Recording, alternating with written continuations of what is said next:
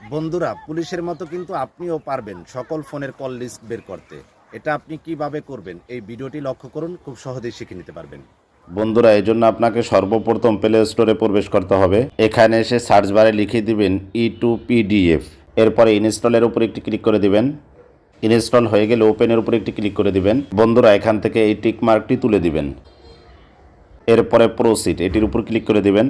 বন্ধুরা, নিচের দিকে দেখুন লেখা আছে ক্লিক টু কন্টিনিউ, এটির উপরে একটি ক্লিক করে দিবেন। এখান থেকে জেনারেল কল লক এটির উপরে একটি ক্লিক করে দিবেন। বন্ধুরা, এখান থেকে চাইলে আপনি কোন মাস থেকে কোন মাস পর্যন্ত কল লিস্ট বের করতে চান সেটি সিলেক্ট করে দিতে পারেন। বন্ধুরা, একটু নিচের দিকে লেখা আছে ইন্টার আউটপুট ফাইল নেম, অর্থাৎ আপনি যে কল লিস্টটা বের করতে চাচ্ছেন তার একটি ফাইল নেম দিয়ে দিবেন। এরপরে এক্সপোর্ট টু পিডিএফ এটির উপর ক্লিক করে দিবেন, অ্যালাউ করে দিবেন।